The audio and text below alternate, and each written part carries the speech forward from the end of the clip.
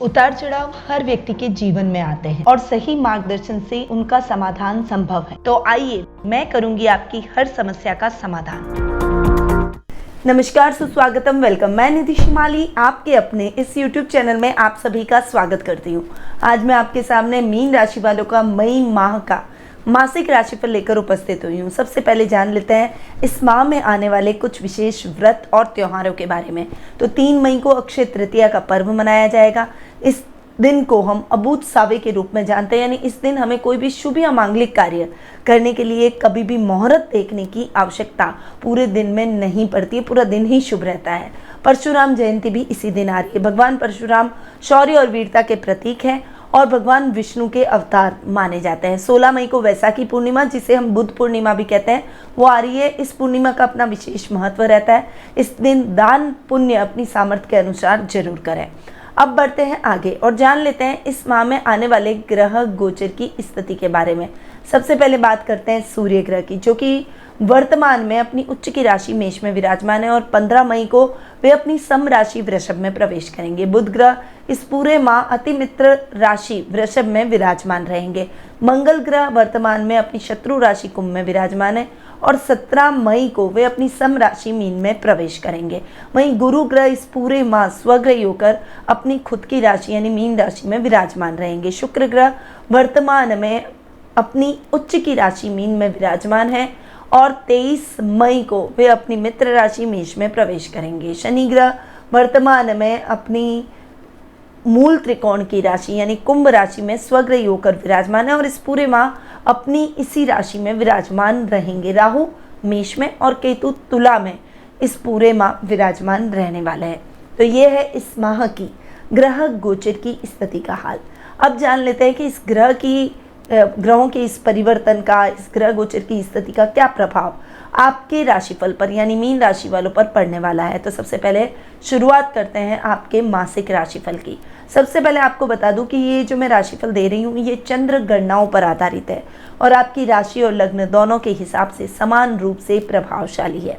अब बढ़ते हैं आगे और बात करते हैं आपकी राशि स्वामी यानी लग्नेश की बात करूं तो है गुरु, और गुरु आपकी ही राशि में हंस नामक महापुरुष योग बनाते हुए स्वग्रही होकर विराजमान हो रहे हैं। बहुत शानदार ये योग बन रहा है। उच्च के शुक्र के साथ में वे युति और कर रहे हैं। ये युति भी बहुत ही अच्छी है। पराक्रमेश और लग्नेश की युति हो रही है। ये समय आपके लिए बहुत ही ज़्यादा पावरफुल रहने वाला है। आपके अटके हुए सभी कार्य इस समय निर्विघ्न संपन्न हो जाएंगे। सामाजिक मान सम्मान में बढ़ोतरी होगी। इस समय आपके ज्ञान के चर्चे चारों तरफ रहेंगे। एक मैच्योरिटी लेवल आप में दिखाई देगा और आप लोगों में अपना ज्ञान बांटते हुए दिखाई देंगे। लोग आपसे सलाह लेकर अपने कार्यों को संपन्न करने का प्रयास करेंगे। जो लोग मैनेजमेंट की फील्ड से जुड़े हुए हैं या फिर कहीं मैनेजर हैं, उनके लिए ये समय बहुत शानदार रहने वाला है। उन्नतिदायक प्रमोशन वाला रहेगा। वहीं जो लोग शिक्षण व्यवसाय से जुड़े हुए हैं, रिसर्च का कोई काम करते हैं, ज्ञान प्रदान करने का कोई काम करते हैं, वाणी का काम जिनका ज़्यादा रहता है, उनके लिए भी ये समय उत्तम परिणामदायक रहेगा। ददियाल से आपके संबंध और अधिक सुदृढ़ और मजबूत होते हुए दिखाई देंगे और आपके पराक्रम में उत्तरोत्तर वृद्धि होगी। अब गुरु आपके लग्नेश होने के साथ साथ कर्मेश भी हैं और कर्म भाव के स्वामी का भी लग्न में स्वग्रही होकर बैठना आपके काम काज में उत्तरोत्तर वृद्धि करेगा। ये समय आपके दायित्वों को पूर्ण करने में आपकी मदद करेगा। पिता के साथ आपके संबंधों को और अधिक सुदृढ़ करेगा। संतान से आपकी बॉन्डिंग को और अधिक बेहतर करेगा। इस समय आप अपने अटके हुए सभी कार्यों को निर्विघ्न संपन्न करेंगे। नई नई योजनाओं का क्रियान्वयन करेंगे। यदि आप अपने काम में कुछ अमेंडमेंट की सोच रहे हैं तो ये समय आपके लिए बहुत ही उचित है। आप अपने काम में कुछ बदलाव ला सकते हैं। जो युवक युवतियाँ नौकरी का विकल्प ढूंढ रहे हैं, उनको इस समय बेहतर विकल्प मिलता हुआ दिखाई देगा। तो ओवरऑल गुरु की स्थिति बहुत शानदार है। चूँकि राशि स्वामी भी हैं तो आपको गुरु के रिजल्ट भी उतने ही शानदार देखने को मिलेंगे। अब बढ़ते हैं आगे और जान लेते हैं द्वितीय भाव के बारे में। देखिए, आपके द्वितीयेश और भाग्येश हैं मंगल, और मंगल 12वें भाव में जाकर बैठ रहे हैं। शनि के साथ में युति और कर रहे हैं और क्रांतिकारी योग बना रहे हैं। द्वितीय भाव के हिसाब से ये समय इतना अच्छा नहीं है, थोड़ा सा आपको संभल कर चलना है। अपनी वाणी पर संयम और क्रोध पर नियंत्रण रखते हुए चलेंगे तो परिवार में, कुटुंब में आपका मान सम्मान बना रहेगा, वरना बोली से आप अपने बने बनाए रिश्तों को भी खराब कर सकते हैं। थोड़ी सी स्ट्रेट फॉरवर्डनेस इस समय आपको कम करनी पड़ेगी। हालांकि पैतृक संपत्ति संबंधी विवादों को तूल देने का प्रयास भी ना करें, क्योंकि सूर्य राहु का ग्रहण योग भी आपके द्वितीय भाव में बन रहा है, जो कि संपत्ति प्राप्ति में आपके अड़चने ला सकता है। इस समय रोजमर्रा के लाभ में भी थोड़ा सा फ्लक्चुएशन आपको देखने को मिल सकता है। भाग्येश मंगल की बात करूं तो भाग्येश मंगल 12th हाउस में शनि के साथ युति कर रहे हैं। थोड़ा सा आपको कर्म प्रधान बनना पड़ेगा। भाग्य आपका तभी साथ देगा जब आप कर्म करेंगे, यानी बहुत अच्छे लक नहीं है, इसलिए लक को फेवर करने के लिए प्रयासों को और अधिक तेज आपको कर ही देना चाहिए। जो इंजीनियरिंग के फील्ड से जुड़े हुए हैं, जो टेक्निकल फील्ड से जुड़े हुए हैं, जो आईटी फील्ड से जुड़े हुए हैं, उनके लिए ये समय बाहर जाकर आपको कुछ नए अवसर तलाशने का है। विदेशी कंपनियों से आपको अच्छे ऑफर्स आ सकते हैं। बाहर जाकर आप अपना भविष्य संवार सकते हैं, अपने कैरियर को संवार सकते हैं। जो युवक युवतियां हायर एजुकेशन के लिए अच्छे कॉलेज में दाखिला लेना चाहते हैं, उनके लिए उत्तम परिणामदायक ये समय रहेगा। और बाहर जाकर विदेशों से आपको अच्छे कॉलेज प्राप्त होते हुए दिखाई देंगे, यानी आपकी इच्छाएं, आपके ड्रीम्स इस समय पूरे होंगे, परंतु प्रयासों को आपको तेज रखना पड़ेगा। इस समय आप धर्म कर्म के कार्यों से भी जुड़ेंगे। समाज सेवा जैसे कार्यों में आपकी अग्रणी भूमिका रहेगी। कुछ शत्रु भी बनेंगे और कुछ मित्र भी बनेंगे, परंतु ऐसे कार्यों में आप पीछे नहीं हटेंगे और जन कल्याण के कार्यों से ओवरऑल आपका मान सम्मान बढ़ता हुआ दिखाई देगा। अब हम आगे बढ़ते हैं और जान लेते हैं तृतीय स्थान यानी पराक्रम भाव के बारे में। देखिए, तृतीय स्थान के स्वामी है शुक्र, जो कि आपके अष्टमेश में हैं। तो तृतीय भाव के हिसाब से शुक्र के बहुत ही अच्छे रिजल्ट आपको 23 मई तक मिलने वाले हैं, क्योंकि 23 मई तक शुक्र आपके लग्न में बैठकर, आपकी राशि में बैठकर उच्च के हो रहे हैं। तो ये समय आपके लाभ में उत्तरोत्तर वृद्धि करेगा, आपके यश में उत्तरोत्तर वृद्धि करेगा, पराक्रम को बढ़ाएगा, भाई बहनों के साथ में बॉन्डिंग को और अधिक बेहतर करेगा, मन वांछित इच्छाओं को पूर्ण करवाएगा, आपकी लग्जरी में वृद्धि करेगा, ऐशो आराम में वृद्धि करेगा। इस समय आपकी इच्छाओं को पूर्ण करने में ये समय आपका पूर्ण रूपेण सहयोग देगा। तो आप अपने काम में ही अपना मन नहीं लगाएंगे, आप इस समय अपनी हॉबी से रिलेटेड कामों में भी रुचि दिखाएंगे, यानी रचनात्मक कार्यों में आपकी रुचि और अधिक बढ़ती हुई दिखाई देगी। कोई काम अगर आपके राजनीति में अटके हुए हैं तो वो द्रुत गति से संपन्न हो जाएंगे। आपकी पर्सनैलिटी बहुत ही आकर्षक हो जाएगी, जिससे लोग आपकी पर्सनैलिटी की तरफ खींचे चले आएंगे। इस समय अगर आपके विवाह में किसी प्रकार की बाधा है तो वो बाधा भी दूर होती हुई दिखाई देगी और समस्याएं आपके विवाह से संबंधित खत्म हो जाएगी। आपको अपने लिए एक सही लाइफ पार्टनर मिलता हुआ दिखाई देगा।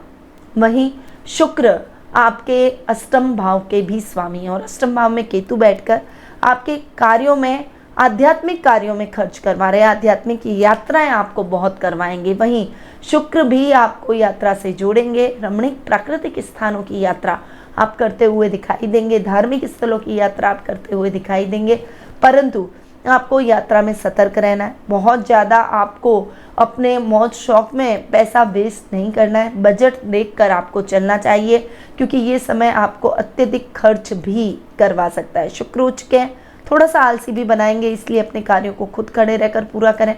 किसी के भरोसे अपने कार्यों को न छोड़ें, वरना नुकसान की स्थितियाँ बढ़ सकती हैं। वहीं इस समय गुप्त धन की प्राप्ति भी आपको हो सकती है, वहीं गुप्त शत्रु भी उत्पन्न हो सकता है। इसीलिए अपनी गोपनीय बातों को अपने तक और गोपनीय दस्तावेजों को सुरक्षित स्थान पर जरूर रखें। और बहुत ज़्यादा किसी पर आंख मूंद के भरोसा करना ठीक नहीं है, बहुत ज़्यादा भावुकता भी ठीक नहीं है। प्रैक्टिकल लाइफ में आपको प्रोफेशनल लाइफ में प्रैक्टिकल होकर ही चलना पड़ता है, इसीलिए प्रोफेशनल लाइफ में थोड़ा सा प्रैक्टिकल होकर रहें और बहुत ज़्यादा आंख मूंद पर किसी पर भी भरोसा ना करें। अपने आत्मबल पर भरोसा करें और थोड़ा सा आलस्य को त्याग दें। एक बार फिर से मैं कहूँगी, आलस्य त्याग के अपने कार्यों में संलग्न हो, क्योंकि शुक्र उच्च के हैं तो थोड़ा सा आलसी जरूर बनाएंगे। थोड़ा पर्सनल हाइजीन का भी आपको इस समय ध्यान रखना होगा। अब आगे बढ़ते हैं और जान लेते हैं सुख स्थान के बारे में, जो कि है 4th हाउस। तो 4th हाउस के लॉर्ड हैं बुध, जो कि अपने से 12वें जाकर बैठे हैं। जो आपके सुखेश भी हैं और आपके सप्तमेश भी हैं।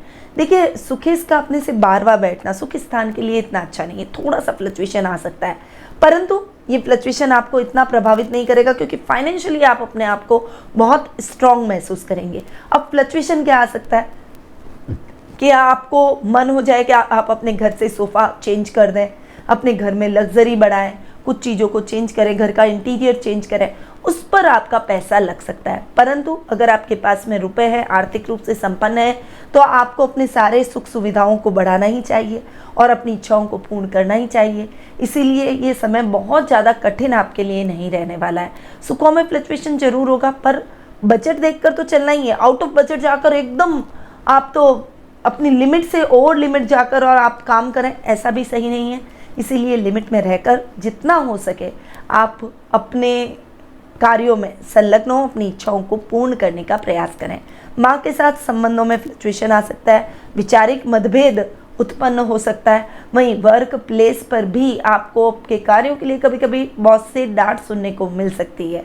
किसान वर्ग के लिए थोड़ा सा मेहनत वाला टाइम ये रहेगा, मेहनत करेंगे तभी आपको अपने मेहनत के अनुरूप फल की प्राप्ति होगी। वहीं दूध, डेयरी और पशुपालन से रिलेटेड जो लोग काम कर रहे हैं उनके लिए भी ये समय मेहनत से ही परिणामों को हासिल करने का है।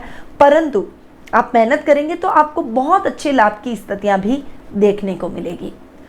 प्रॉपर्टी से संबंधित कोई लेन देन के कार्य थोड़ा सा अवॉइड करके चलें क्योंकि अभी ये कार्य आपके पक्ष में नहीं जाएंगे।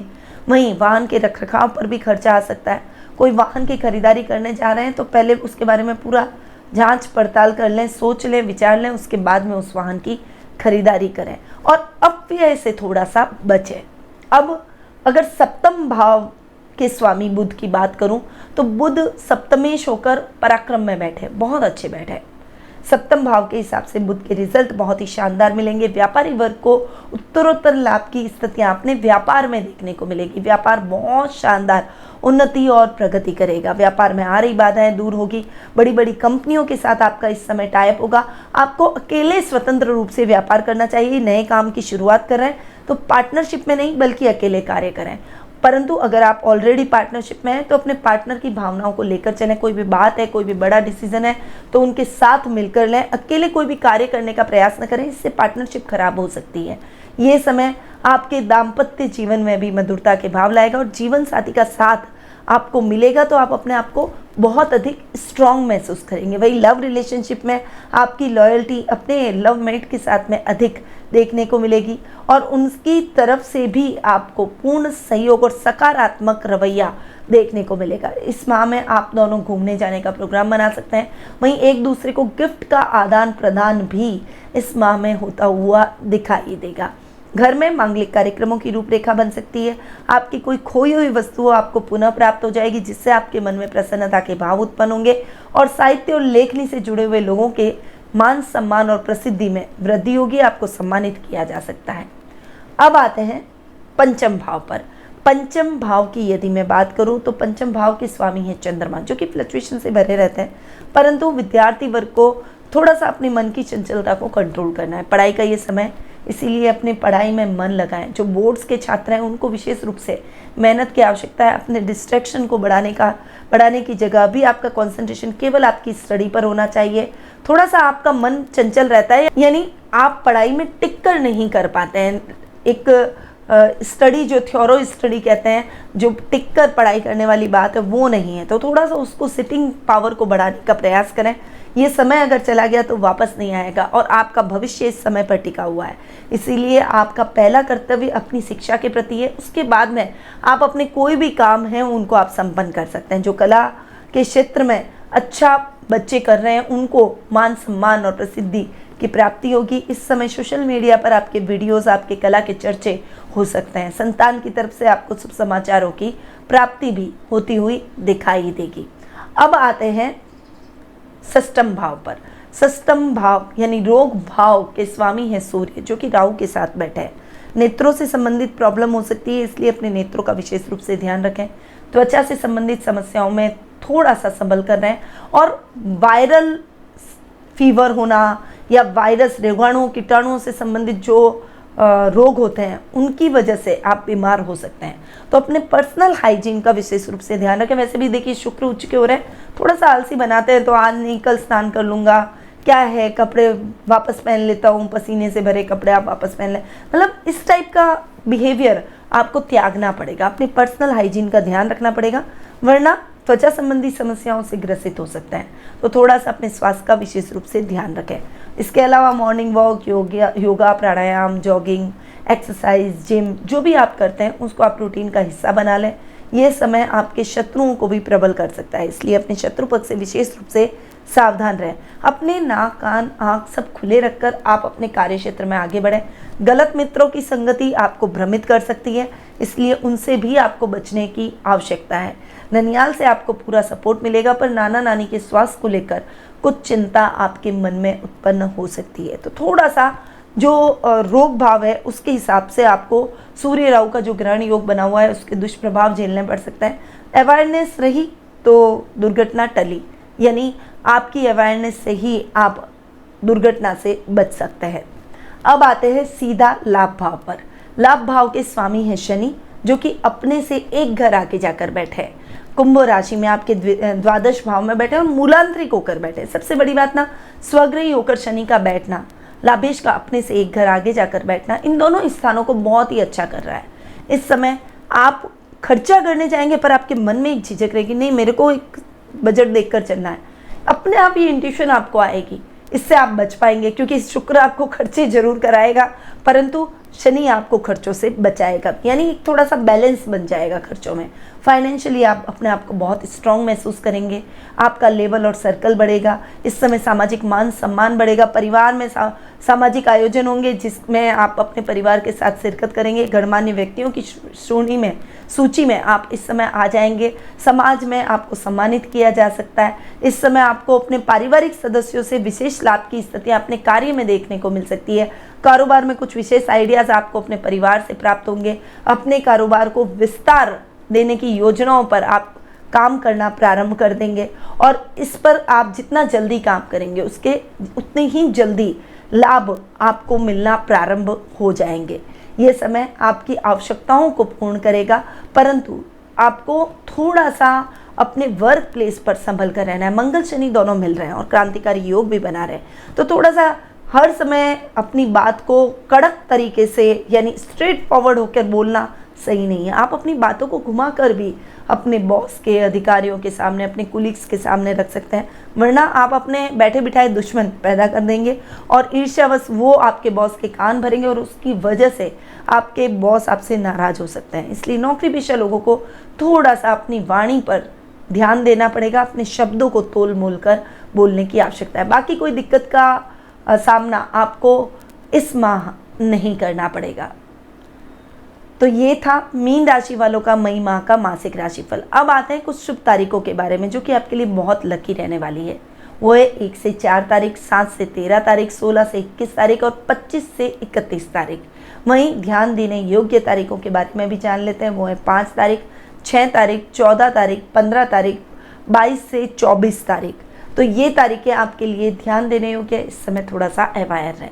शुभ रंग की अगर मैं बात करूं तो पीला कलर, चाहे वो लाइट येलो हो, नींबू लेमन येलो हो या मैंगो येलो हो, किसी भी टाइप का येलो कलर हो, येलो आपके लिए बहुत ही शुभ है। साथ आप ऑरेंज कलर को यूज़ कर सकते हैं। वहीं आप चमकीले और ब्राइट कलर का उपयोग अपने पहनावे में कर सकते हैं। ये आपके लिए बहुत ही लकी रहने वाला है और ये पहनेंगे तो उसके कई प्रभाव सकारात्मक आपको देखने को मिलेंगे। अब आते हैं उपायों के बारे में। देखिए, एक तो सूर्य राहु के ग्रहण योग का निवारण करें। दूसरा, सूर्य राहु ग्रहण योग निवारण यंत्र अपने पूजा कक्ष में रखें। सूर्य भगवान के आदित्य हृदय स्त्रोत का पाठ करें और सूर्यास्त के बाद राहु के जाप भी अवश्य आपको करने चाहिए। इसके अलावा गणेश जी पर दुर्वा आपको नियमित रूप से चढ़ानी है। ऋणहर्ता गणेश स्तोत्रम का पाठ आपको लगातार करना है। वहीं हनुमान जी को पान का बीड़ा जरूर चढ़ाएं। बुधवार के दिन गणेश जी को लड्डुओं का भोग, पीले मोदक का भोग जरूर लगाएं। वहीं केले के वृक्ष की नियमित रूप से पूजा करें और सुंदरकांड का पाठ अगर हो सके तो रोजाना करें। तो ये कुछ उपाय हैं जो कि मीन राशि वालों को इस माह जरूर करने चाहिए। अब ये उपाय तो मैंने आपको बताए गोचर के हिसाब से, पर आपकी जन्म कुंडली में ग्रहों की स्थितियाँ कैसी है, कौन से योग बन रहे हैं, गोचर और जन्म कुंडली को मिलाकर आपका आने वाला वक्त कैसा रहेगा, आपके मन में कौन से प्रश्न हैं जिनके उत्तर आप प्राप्त करना चाहते हैं। अगर आपके मन में कुछ प्रश्न उठ रहे हैं जिनके उत्तर आप प्राप्त करना चाहते हैं, तो टेलीफोनिक अपॉइंटमेंट और पर्सनल मीट दोनों की व्यवस्था हमने आपके लिए कर रखी है। मैं आपकी कुंडली का विश्लेषण करूंगी, आपके प्रश्नों के उत्तर दूंगी और आपको सही उपाय भी बताऊंगी। तो अधिक जानकारी के लिए स्क्रीन पे दिए गए नंबरों पर संपर्क जरूर करें। अब मैं अपनी वाणी को यहीं विराम देती हूँ। स्वस्थ रहिए, व्यस्त रहिए, मस्त रहिए और हमेशा मुस्कुराते रहिए। जय श्री राधे कृष्णा।